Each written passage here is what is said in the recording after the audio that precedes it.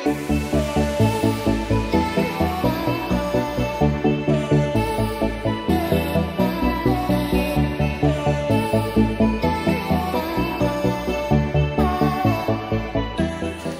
le secrétaire exécutif, nous sommes rendus dans un moment un peu particulier de la vie de l'institution, la Comifac, dont vous assumez le secrétariat exécutif. La passation de mandat entre la République du Cameroun et la République du Burundi. Alors, quelles sont vos impressions au thème de ces années de collaboration avec le ministre Jules Doré-Ndongo, qui a assuré la présidence en exercice de la Comifac durant ces années pendant lesquelles vous avez eu à collaborer? Écoutez, ça a été un réel plaisir pour moi d'avoir rencontré le ministre Jules Doré-Ndongo, qui a une qualité impressionnante sur deux aspects, sur l'aspect professionnel et sur le point de vue global en termes de relations spécifiques.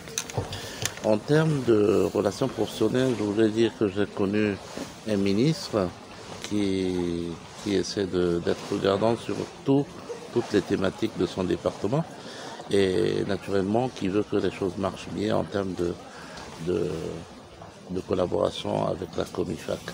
J'ai rencontré un monsieur qui est déterminé à soutenir la Comifac simplement parce que nous étions arrivés à un moment où la Comifac avait des difficultés et c'était un ministre qui était près de nous pour nous soutenir moralement et pour soutenir tous les besoins lorsqu'on avait besoin, lorsqu'on était dans les difficultés.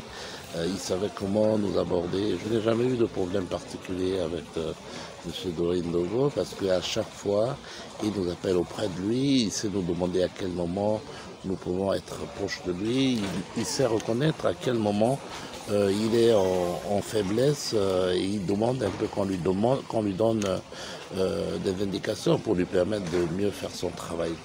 Ça, c'est du côté professionnel et du côté relationnel de manière globale. Nous avons développé beaucoup de partenariats dans le cadre du PFBC, c'est-à-dire le partenariat pour les forêts du bassin du Congo. Comme vous l'avez vu, effectivement, il était avec nous dans les deux négociations de COP que nous avons vécues à Sharm el-Sheikh, plutôt à Glasgow et à Sharm el-Sheikh en Égypte. Il était toujours devant ses responsabilités, en assumant ses responsabilités de président en exercice de la Comifac.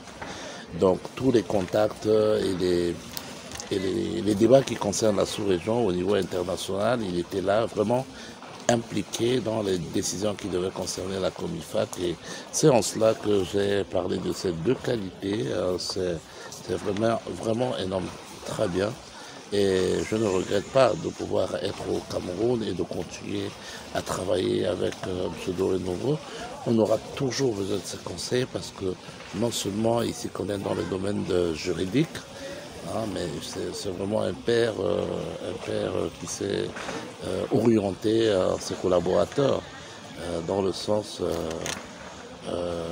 d'une concertation et dans le sens d'un travail en équipe. Actuellement, nous entamons un nouveau mandat à la tête de la présidence en exercice, avec le Burundi notamment. Comment est-ce que vous appréhendez la suite et quelles sont, d'après vous, les priorités d'action? Écoutez, le plus grand problème de la Comifac réside dans le financement par les États, la contribution égalitaire des États pour le fonctionnement de la Comifac. À travers l'intervention du ministre Doré-Ndongo, nous sommes en 2023 et les contributions du Cameroun sont payées jusqu'en 2023. Ça, c'est un bon signe d'un leadership qui s'occupe d'une organisation internationale et qui a voulu donner l'exemple en essayant d'assurer les responsabilités qui sont les siennes et qui engagent le pays, qui est le Cameroun.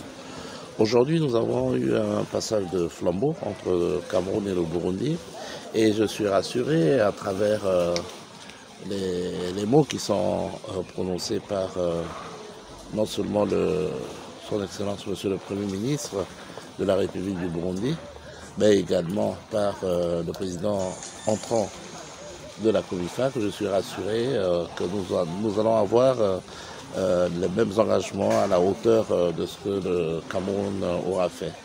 Les premières tendances le montrent très bien à travers le Conseil ordinaire des ministres qu'il est en train de présider aujourd'hui.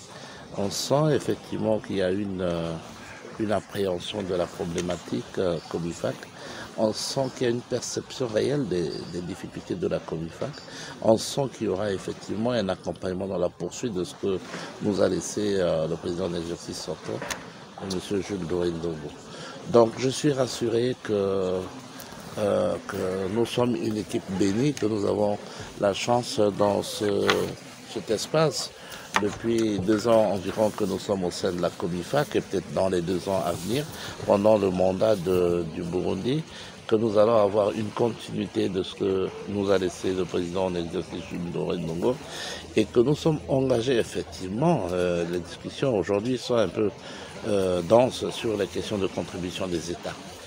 Donc la première mission que le président d'exercice aura, c'est de pouvoir réfléchir sur l'organisation du 3e sommet des chefs d'État et voir comment les textes statutaires qui ont été révisés pourront effectivement permettre à la COMIFAC d'avoir son efficacité, son autonomie financière et son alignement sur l'échiquier international avec les différentes modifications que nous sommes en train de porter par rapport à l'institution.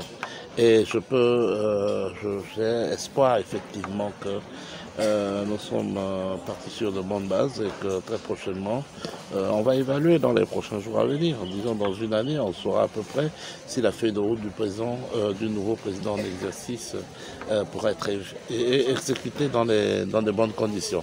Par le passé, nous avons eu des perturbations liées à la Covid-19, ce qui a fait que la tournée du président en exercice ne s'était pas faite correctement dans les pays pour sensibiliser les autres États afin de contribuer, de vaquer à leur engagement pour le respect des contributions égalitaires. Nous sommes aujourd'hui dans un environnement qui est propice et nous l'espérons que voilà, le nouveau président en exercice va assumer ses missions.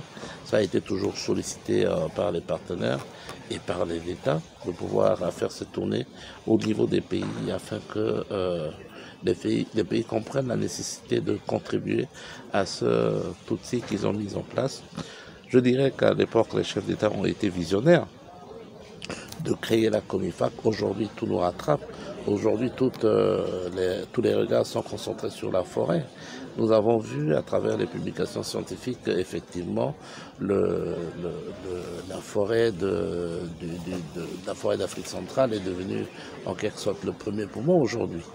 Donc, comme je le dis, les États étaient visionnaires, ils ont créé la COMIFAC. Aujourd'hui, si nous en pâtissons un peu, c'est dû également aux crises qui ont affecté les pays d'Afrique centrale, mais j'ai un espoir que avec l'engouement qu'il y a aujourd'hui autour des forêts et avec la nouvelle équipe de la présidence en exercice, dans un environnement qui est un peu plus serein, où il n'y a pas Covid, on espère effectivement rentrer dans les négociations avec les pays d'Afrique centrale qui doivent d'abord commencer à financer leur propre organisation et nous l'espérons également que nous allons développer d'autres partenariats avec des partenaires du Nord de manière à pouvoir concentrer des appuis financiers vers le bassin du Congo. Monsieur le secrétaire exécutif, permettons que nous embranchions sur les aspects de partenariat. Alors, aujourd'hui, quel état est-ce que vous faites de la collaboration avec le PFBC ainsi que les acteurs qui sont autour de ce regroupement d'acteurs? Ben, écoutez, le PFBC, c'est une bonne chose. Le PFBC nous permet d'avoir des acteurs qui animent la réflexion sur les forêts du bassin du Congo dans diverses thématiques. C'est une bonne chose, mais je pense qu'à l'avenir, la COMIFAC devra être restructurée en essayant de développer en interne une plateforme avec les organisations de la société civile et les autres partenaires qui permettent effectivement de gérer un dialogue dans la sous-région sur les questions d'Afrique centrale. Le PFBC, c'est une chose, mais je pense qu'on devrait revoir le partenariat avec le PFBC pour qu'eux, ils s'occupent. Aujourd'hui, de la recherche, de la mobilisation de financement pour le bassin du Congo, et qu'on ait un autre type de plateforme au niveau de la sous-région Afrique centrale avec les acteurs qui sont là, incluant le secteur privé, pour développer effectivement le dialogue autour des forêts dans la sous-région. On parle aujourd'hui de la réforme de l'institution, de la COMIFAC. Alors, qu'est-ce qui motive justement cette approche de réflexion? Écoutez, le traité de la COMIFAC a été signé en 2005. De 2005 à 2023, il y a 18 ans aujourd'hui. Les chefs d'État ne se sont jamais réunis. C'est lié au fait que dans le traité qui a été rédigé en urgence, en urgence à l'époque, on n'a pas prévu les dispositions pour que les chefs d'État puissent se réunir régulièrement pour résoudre les problèmes liés aux forêts et à l'environnement. Alors aujourd'hui, on se retrouve dans un système volontariste, ce qui fait qu'un pays peut s'engager à appliquer le sommet des chefs d'État. Il peut aussi désister, il n'y a pas de contraintes. Donc nous devons revoir les textes de l'organisation à pouvoir les rendre un peu plus contraignants, de manière à ce qu'on définisse des délais et qu'on puisse faire organiser le sommet des chefs d'État de manière rotative sur une période d'1 an, un peu plus rapprochée, pour que si les problèmes arrivent au niveau du secteur, on puisse trouver des solutions très rapidement. Nous avons pensé également que le Conseil des ministres, dans certaines mesures, doit donner plein pouvoir au secrétariat exécutif qui existe au quotidien de l'administration de la COMIFAC, de pouvoir s'engager sur certaines mobilisations de fonds. Bon, il y a autant de choses que nous estimons, notamment le renforcement des capacités de coordination nationale, ce qui n'était pas prévu au départ depuis 2005. Nous devons renforcer les capacités de pays de manière à ce que l'institution devienne effectivement plus forte. Donc il y a autant d'éléments qui n'étaient pas prévus dans les textes de base de la COMIFAC en 2005. Et ce traité prévoyait un plan de convergence qui partait de 2005 à 2015, qui est révolu aujourd'hui. Et nous avons fait une révision du plan de convergence pour une période de 2015 à 2025.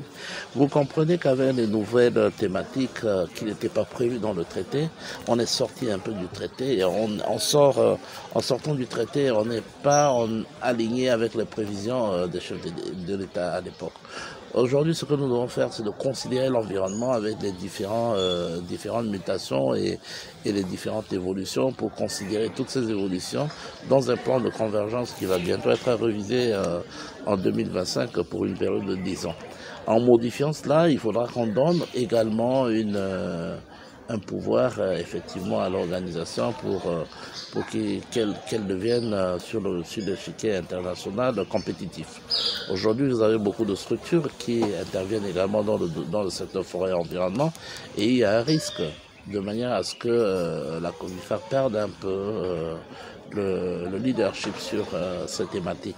Donc la modification et la restructuration de l'organisation a été pensée par la nouvelle équipe dirigeante de la COMIFAC de manière à pouvoir rendre l'institution un peu plus forte et de pouvoir rendre effectivement service au niveau des communautés en lien avec le programme régional d'investissement qui est prévu dans le cadre de la CAC, en sachant que la COMIFAC a été décidée par les chefs d'État comme une institution spécialisée de la CAC, en gardant toujours son autonomie, bien sûr, sur les questions forestières environnementales. Donc, si on ne met pas toutes les garanties pour rendre cette organisation un peu plus forte, on court le risque également de perdre certaines prérogatives et de ne pas véritablement rendre service aux États sur les questions de climatiques, sur les questions de commerce du bois, sur les questions de carbone, sur les questions bien d'autres qui pouvaient être utiles pour notre communauté, pour nos communautés de la sous-région.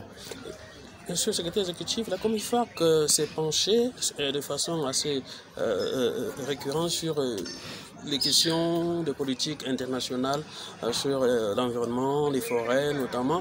Vous avez eu à participer à la COP 27 à Sharm el-Sheikh et la COMIFAC également était à la COP biodiversité comme les autres COP. Alors, quel bilan vous faites de la participation de la COMIFAC à ces assises? Eh ben, écoutez, à un moment, je le dis le plus souvent, je le dis encore toujours, je dis à un moment donné, il faut s'arrêter et voir qu'est-ce qui n'a pas marché. Nous venons de finir la COP 27, nous allons partir pour la COP 28. Et si on fait le bilan de bénéfices de toutes ces négociations, toutes ces mobilisations de nos États, des experts de la sous-région qui partent à ces négociations, on se rend compte qu'on n'a pas reçu dans la sous-région autant de financement à la hauteur de ces mobilisations, ni à la hauteur des efforts qui sont faits par les États pour assurer la conservation des ressources naturelles. Je me dis à un moment, il faut qu'on s'arrête, qu'on regarde dans le rétroviseur, qu'on essaie de comprendre qu'est-ce qui n'a pas marché. Ou alors deux choses. On n'a pas bien préparé nos négociateurs pour aller mobiliser autant de financement, ou alors on considère ces COP comme des balades et à un moment il faut qu'on arrête de fonctionner de cette manière-là. Donc aujourd'hui on n'a pas assez de financement. 27 ans, 28 ans, c'est toute une génération. Et si on a moins de 8% de finances climatiques, je crois que le problème doit être ailleurs. Alors, ce qu'il faut faire, c'est de s'asseoir et de dire qu'est-ce qu'on peut développer en interne pour essayer de développer nos propres richesses. Parce que si on attend toutefois des financements de ces différentes COP, à un moment donné, on se dit, mais combien on va nous donner pour essayer de résoudre tous les problèmes de résilience au niveau de notre sous-région. Donc il y a un effort à faire pour se concerter au niveau de la sous-région et développer en interne. L'Afrique est très riche, l'Afrique a son sous-sol qui est riche, nous avons les forêts, mais nous avons un sous-sol qui est très riche. Et après, quelle stratégie nous allons développer pour exploiter une partie de ces ressources pour notre propre développement, en restant bien sûr dans la limite d'investissement et de développement à moindre impact de carbone. Donc l'Afrique doit se développer et je crois que nous sommes un continent qui doit désormais être l'Eldorado du monde avec toutes les richesses que nous avons, mais nous ne pouvons pas mettre nos forêts sous cloche. Et donc de plus en plus, nous avons des impositions qui se font à travers les politiques des autres. Lorsqu'on parle de zéro déforestation, mais la forêt est une ressource valorisable, exploitable et valorisable.